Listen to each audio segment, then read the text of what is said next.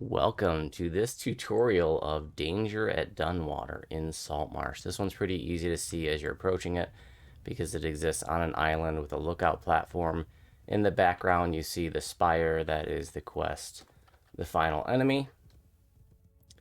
So this is out in the marshy part of the Saltmarsh wilderness area. Also there is a rare, the Kelpie, the whaler is always up right down there. That's one of the two rares out here that's always up. All right, we're just going to do this on R1 for the tutorial. This is a quest that I wanted to do a tutorial of, kind of like how I did the final enemy a few weeks ago. You know, it's one where, like, if you don't know it well, you can spend a lot of time in here. It's got a very big dungeon. And you can, when we did our first look, we spent like an hour and a half in here. We went out of our way to, to search every room and do every optional, everything like that. So it's got a really big map, and I'm going to show you, like, if you just do the things you need to do, this one doesn't have to take that long. This is one that I feel a lot of people avoid because they think it's really long, but it does not have to be. So let's get buffed up and do this. And one of the things that's nice and is going to help you make it not so long is that the map is already filled out for you and labeled. Talk to that person there.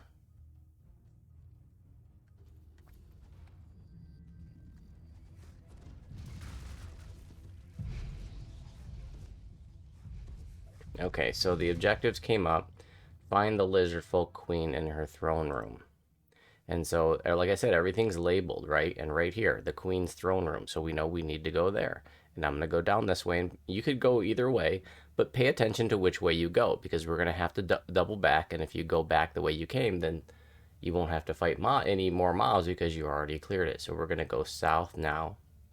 And this is the quest in the storyline where, like, you have to get, all the different factions to come together to defeat the Sahuagin invasion of Saltmarsh. So you got to get the lizard folk and the bullywug and the sea elves to all agree to band together for the common cause of defeating the Sahuagin. Basically, the Saltmarsh storyline is like Korthos 2.0. So we're going to come out down here to the throne room. And we're going to talk to the queen here as soon as we kill this patrol.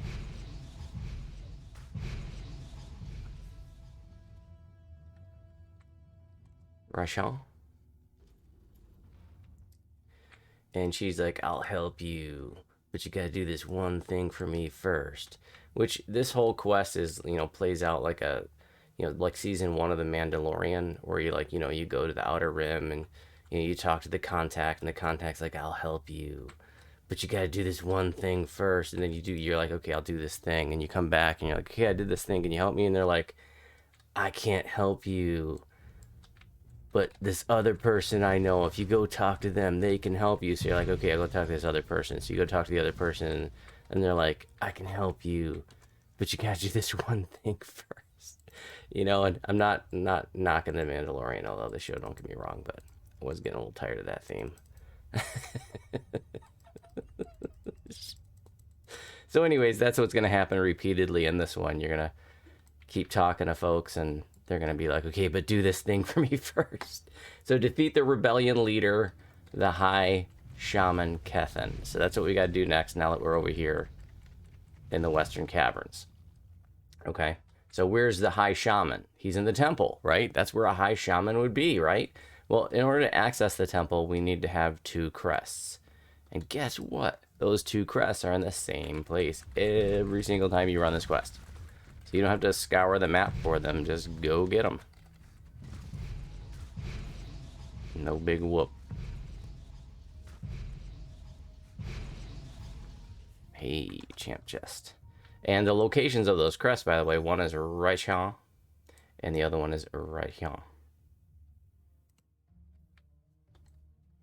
I'm keeping the map up so you get your bearings. So we're going to go over here. And we're going to go to the one in the northeast first. There's going to be some mobs. Is it here? Yeah.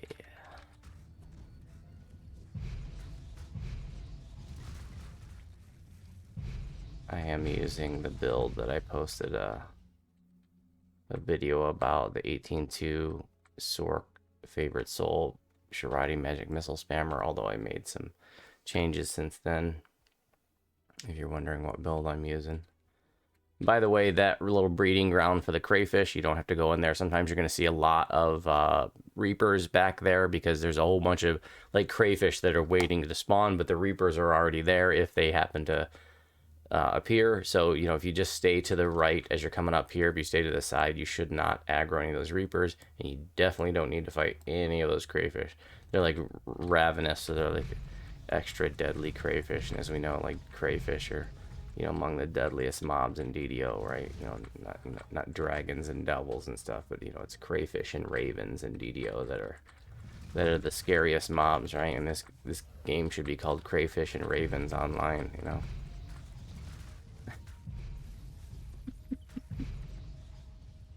Welcome to Crayfish and Ravens Online. Alright, so there's the crest right there. That is crest 1 of 2 to access the temple, so that we can go take care of High Shaman Kethend. So now we're just going to go back south. Remember, stay to the side. Of course, there were no Reapers, so it's not like they're going to aggro anyways. So now we're going to go right over here. And that's where the second crest is.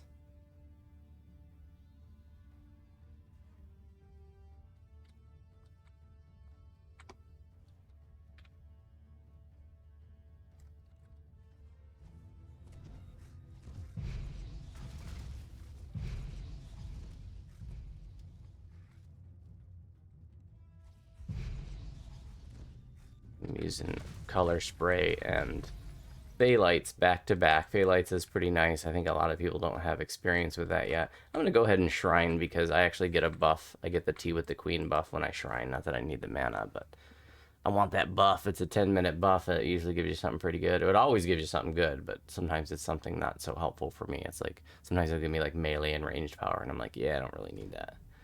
And, okay, so that's melee range, but 20 universal spell power, so I'll take that.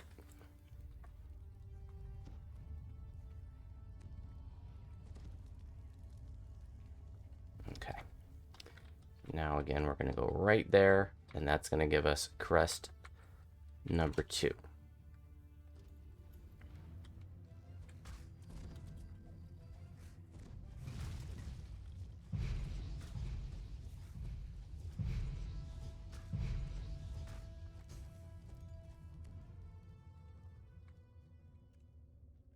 Crest is right on that altar behind the force field.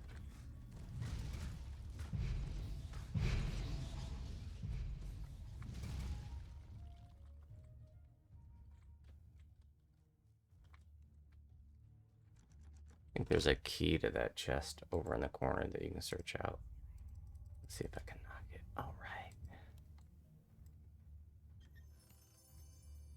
Okay, now I'm going to go back over to the temple. I got the 2 crests that are going to be needed to open the door.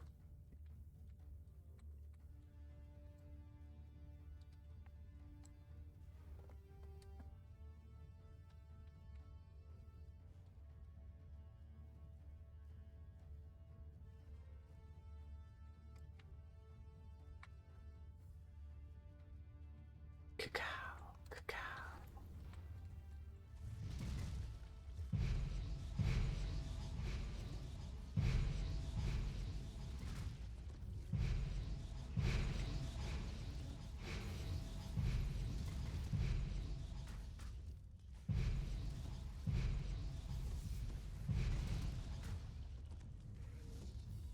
Alright, I don't think I have the wisdom to activate this rune or that rune, but there is a junk chest that you can get in the next room if you have the wisdom for it. This wisdom rune would pop a D door, so that takes you right back to the queen, but unfortunately we don't have that, so I'll have to backtrack. You know, I don't have the wisdom to pop that D door. That's going to take me directly back to the queen, so I'll have to double back here.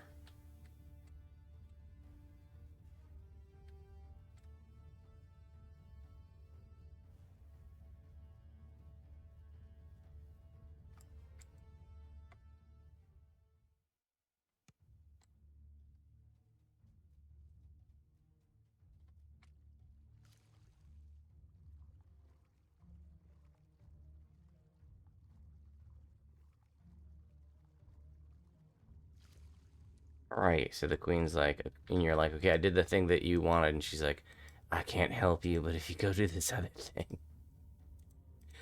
All right. So now she tells you you want to go to the Eastern Caverns. Okay. And if you look right here, see it's labeled Eastern Caverns. So we know we need to go there. Now we could go up there, but we haven't gone there yet. Remember earlier when we started up here, I said pay attention to which way you go. We could have gone that way, but we went this way. So as I go to the Eastern Caverns, I'm gonna go this way because we already killed the monsters this way, and I don't feel like fighting more because I'm lazy. So, you can just go back up the way you came, and it doesn't matter which way you went. You could have gone through the dining hall if you want to. Okay, so the quest is telling us to go to the Eastern Caverns, and here we are. In the Eastern Caverns, arrive at the Southern Grotto for negotiations. And look, the Southern Grotto is labeled. We just need to go, boom, right over there. But we also says in the Eastern Caverns, find and rescue Sub-Chief Urtos. And Sub-Chief Urtos' living quarters is labeled right there. Remember I said everything's labeled for you. Okay, so we need a crest to get in there. And that crest is actually right here in the Northern Barracks. So I'm just going to go right here to the Northern Barracks. And we're going to get the crest, and we're going to go rescue Sub-Chief Urtos. Or Urtos, or something.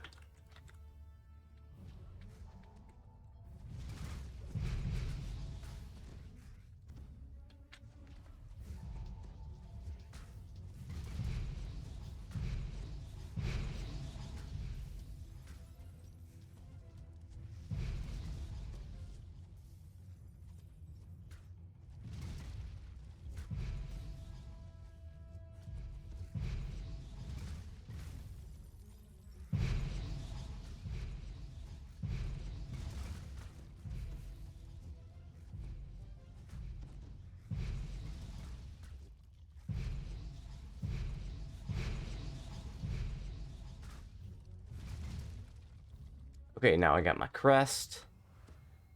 Come back out, and we're going to go rescue Sub-Chief Urtos. How do we know where to go? Because it's all labeled.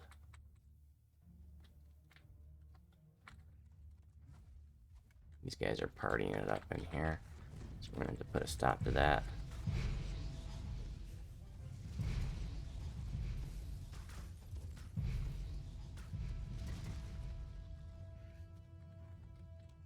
Crest that we just got.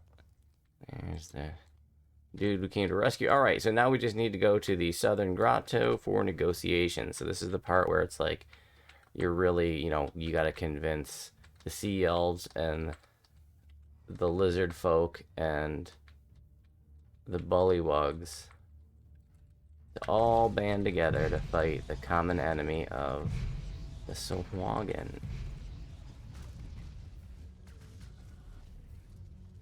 I love this quest because, if I were to imagine what a subterranean lizard folk lair would be like, this is exactly what I would imagine it to be like. Tight, low ceilings and stuff.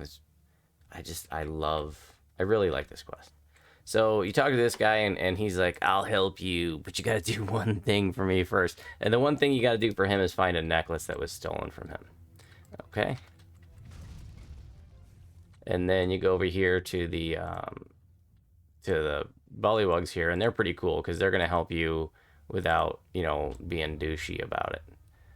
And then you go over here, and this guy's a douche because he's like Sarah from the Matrix Reloaded. He's like, you do not truly know someone until you fight them. Like you could have just asked. So he wants to fight you and find out that you're worth his time. So then you kick his butt, and he's like, okay, I'll help you. He's like, you're clearly an ass kicker, so I'll help you. All right, so now we've got to get the necklace that was stolen for that guy to appease him so that the troglodytes will join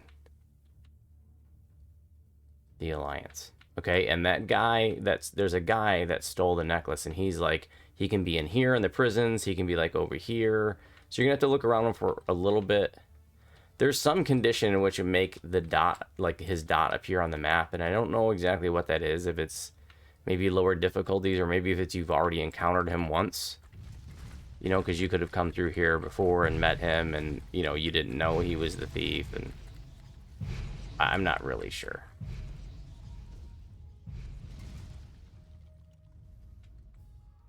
But there's some reason or another that'll make a red dot appear on the map, and that's him. But we don't see a red dot right now. You can make a note. You can make a comment to this video if you know what that condition is. I appreciate you. Okay, so he could have been there, but he's not.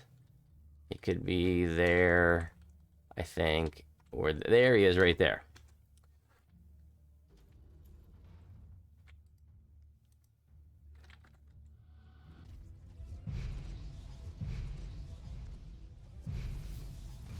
Okay, so killing him gives us the necklace. And now we just need to go back to the one who talks first. That's the troglodyte leader. And give him his necklace, and then we do the end fight. And that's all you gotta do. You just gotta do exactly what it tells you to do in the upper right-hand corner. Right? No big whoop. So don't sit there and try to clear the whole map, and now you know where to go. Right? Now you know it's telling you exactly where to go. Everything's labeled on the map. You just go do the things that you need to do.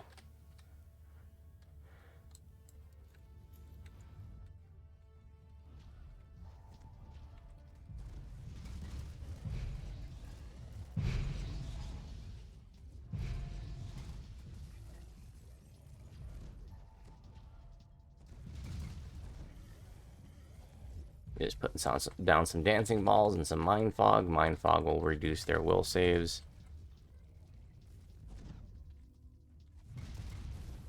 Making them more susceptible to the dancing ball.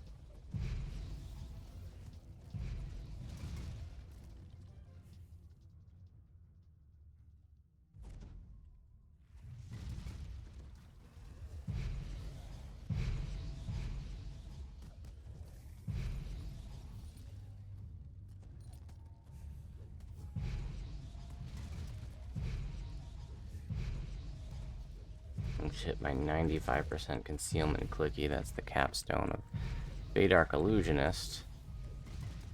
Gives me, and everybody in my group actually, regardless of their location, gives them 95% concealment for 15 seconds. Have a nice thing to do during an intense fight or Doom Reaper or something. And that's all you gotta do. That is it. Hey, thanks for watching. You got questions, you can post a comment. Or you can come visit the live stream over on Twitch, where I'm streaming 5 days a week, Monday through Friday. Do a morning show that we call Good Morning Coffee and Chat, casual DDO conversation, and questing and past life grinding and stuff. How long did it take us to do that? 18 minutes, 9 seconds. And we did a tutorial. You can do it a lot faster than that. I bet you can do it in half the time. Okay, go.